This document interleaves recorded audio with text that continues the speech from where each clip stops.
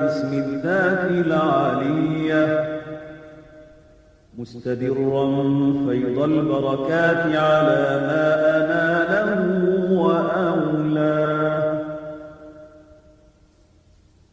وأثني بحمد موارده سائغة هنية ممتطيا من الشكر الجميل مطايا،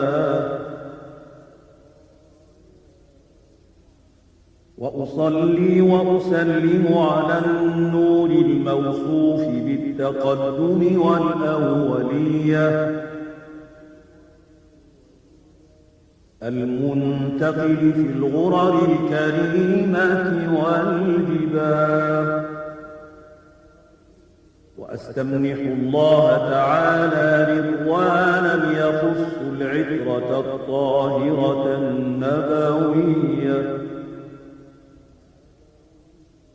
ويعم الصحابة والأتباع ومن والاه، وأستجديه هداية لسلوك السبل الواضحة الجلية وحفظا من الغواية في خطط الخطأ وخطاه،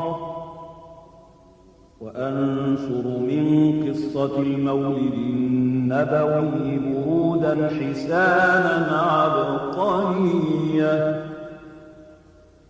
ناظما من النسب الشريف عقدا تحلى المسامع بحلاه،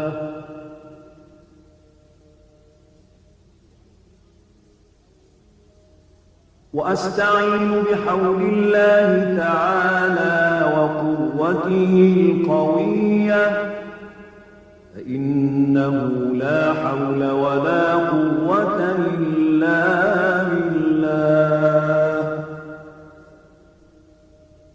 عطر اللهم قبره الكريم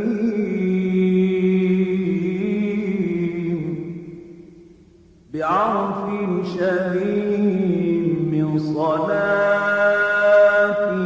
وتسليم. اللهم صل وسلم وبارك عليه.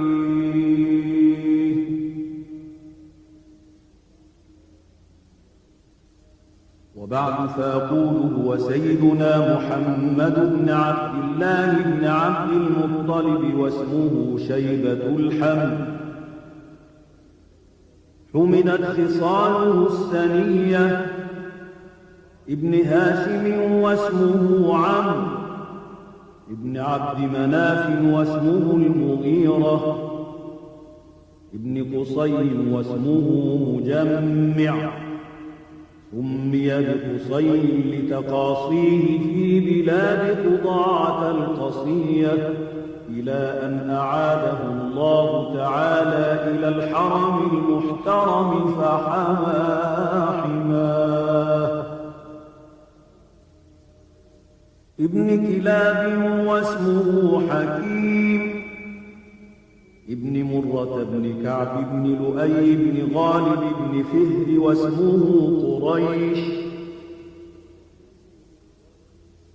ابن مرة بن كعب بن لؤي بن غالب بن فهر واسمه قريش، وإليه تنسب البطون القرشية وما فوقه كناني كما جنح إليه الكثير وارتضاه.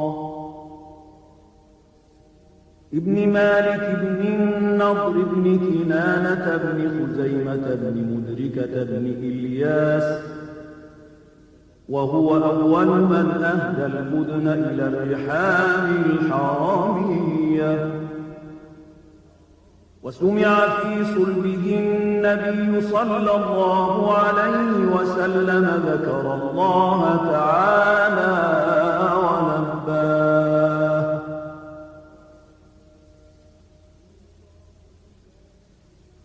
ابن مضر بن نزار بن معد بن عبدان، وهذا سلك نظمت فرائده بنان السنة السنية، ورفعه إلى الخليل إبراهيم أمسك عنه الشارع وأباه. وعدنان بلا ريب عند ذوي العلوم النسبية إلى الذبيح إسماعيل نسبته ومنتهاه، فأعظم به من عقد تألقت كواكبه الدرية، وكيف لا والسيد الأكرم صلى الله عليه وسلم واسطته المنتقى.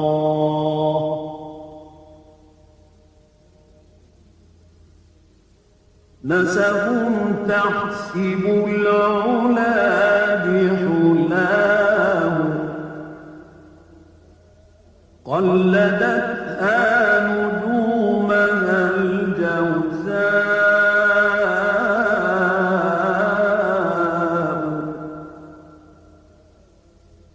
حبذا عقد سؤدد وفخار أنت فيه يتيمة العصماء.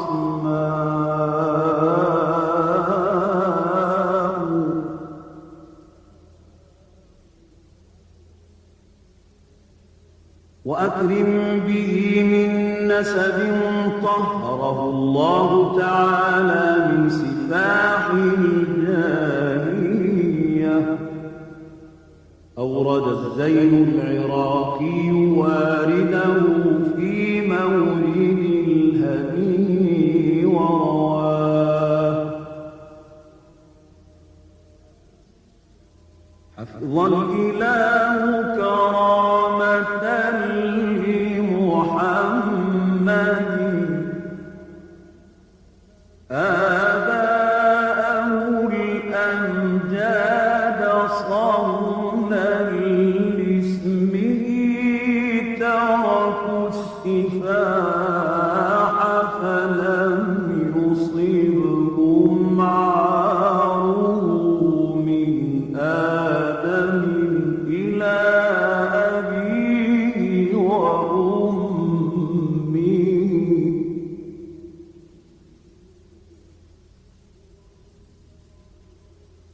سورة سرى نور النبوة في أسارير غررهم البهية، وبدر بدره في جبين جده عبد المطلب وابنه عبد الله. عطر اللهم قبره الكريم بعرف شميم من صلاة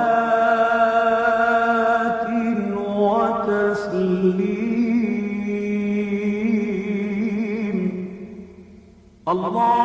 اللهم صل وسلم وبارك عليه. ولما أراد الله تعالى إبراز حقيقته المحمدية وإظهاره جسما وروحا بصورته ومعناه، نقله إلى مقره من صدفة آمنة الزهرية، وخصها القريب المجيب بأن تكون أما لمصطفاه. ونودي في السماوات والأرض بحملها لأنواره الذاتية، وصبا كل صب له بنسيم صباه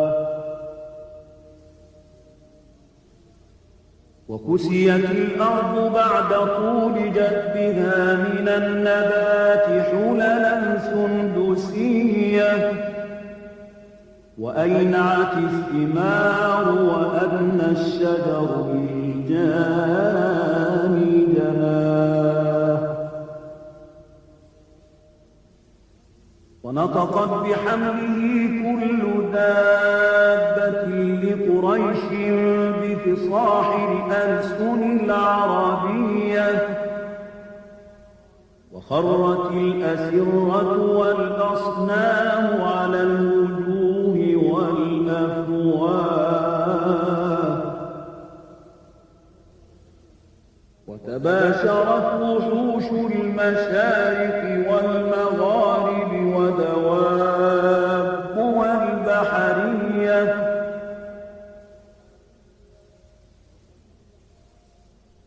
واحتست العوالم من السرور كأس حمياه وأتيت أمه في المنام فقيل لها إنك قد حملت بسيد العالمين وخير البرية وسميه إذا وضعته محمدا فإنه ستحمد عقباه عطر اللهم قبره الكريم بعرف شديد من صلاة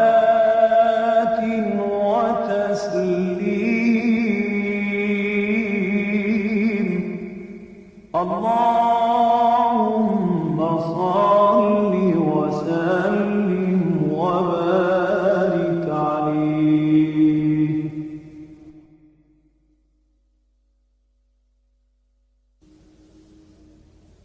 ولما تم من حمله صلى الله عليه وسلم شهران على مشهور الأقوال المروية توفي بالمدينة المنورة أبوه عبد الله وكان قد اجتاز بأخواله بني عدي من الطائفة النجارية ومكث فيهم شهرا سقيما يعانون سقمه وشكواه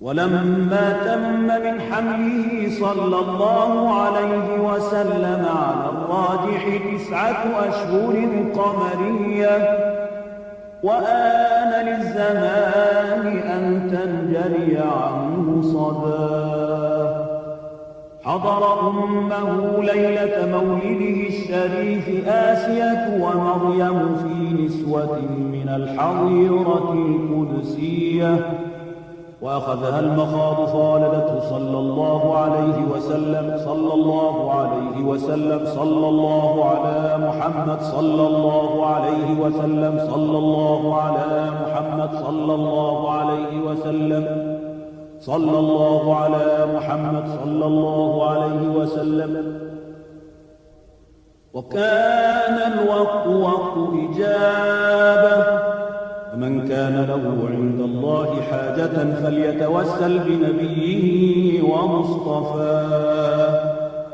وليقل يا قاضي الحاجات استجب منا الدعوات عطر اللهم قبره الكريم بعرف شريف من صلاة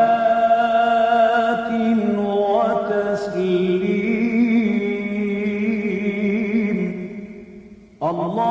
اللهم صل وسلم وبارك عليه.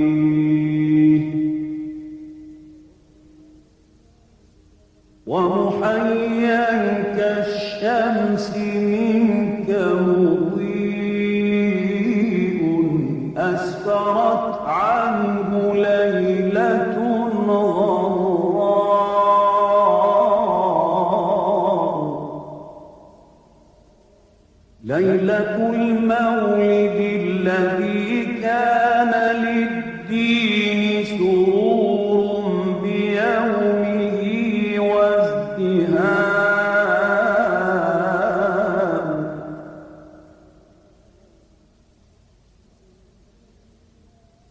مولد كان منه في طالع الكفر وبال عليهم ووباء يوم نالت بحملهن وهب يوم نالت بوضعهن وهب من فخار لم تنله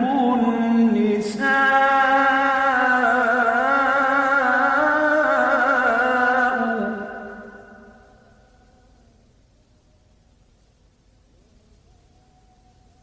يوم نالت بوضعهن وهب من فخار لم تنله النساء وأتت قومها بأفضل مما حملت قبل مريم العذراء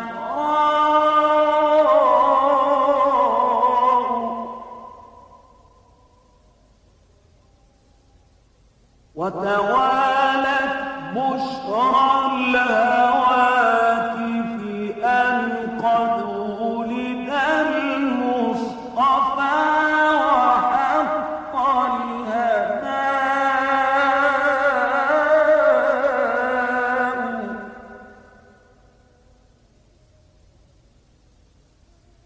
أطر اللهم قبره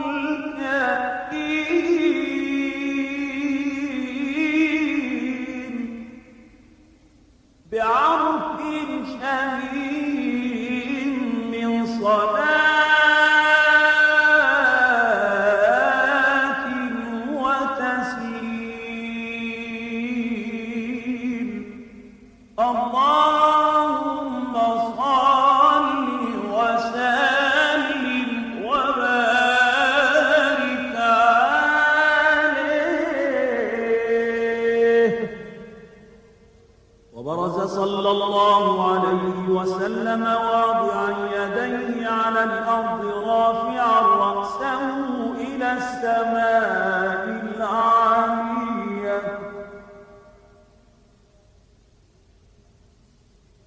موميا بذلك الرفع إلى سؤدده وعلاه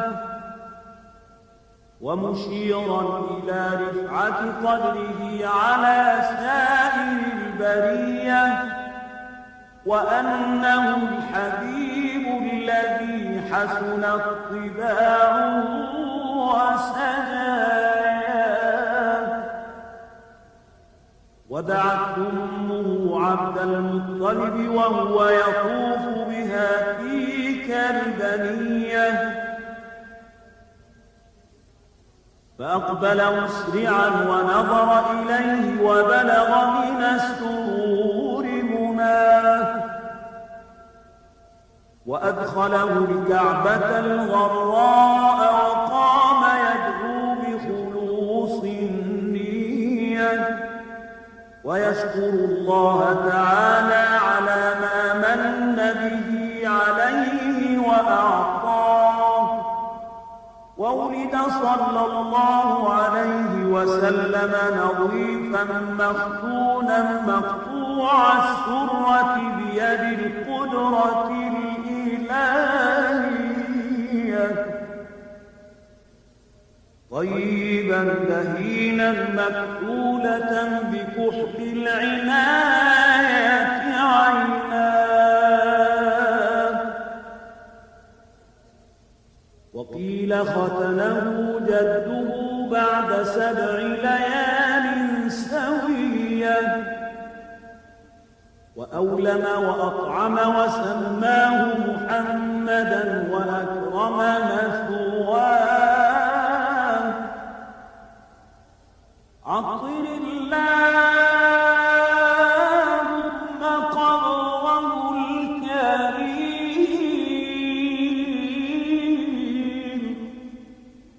بعرف شهيم من صلاة وتسليم. اللهم صل وسلم وبارك عليه.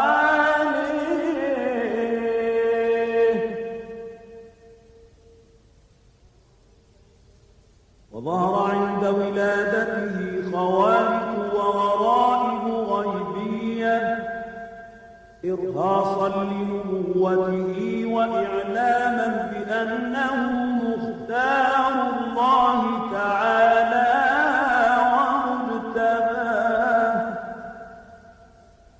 فزيدت السماء حفظا ورد عنها المردة وذو النفوس الشيطانية،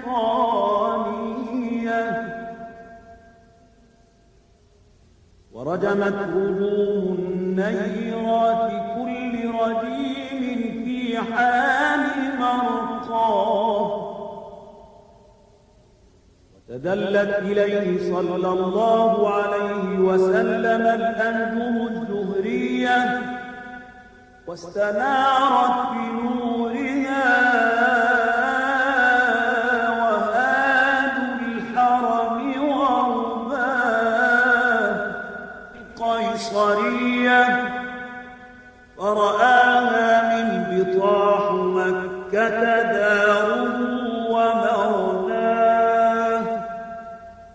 وانصدع الإيوان بالمدائن الكسروية الذي رفع أنوشروان سمكه وسواه. وسقط 14 من شرفاته العلوية، وكسر ملك كسرى لهول ما أصابه وعراه. وخمدت النيران المعبودة بالممالك الفارسية بطلوع بدره المنير وإشراق محياه. عطر اللهم قبره الكريم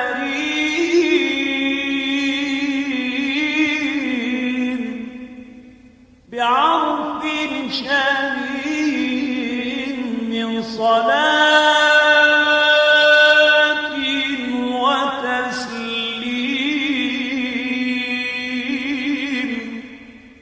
الله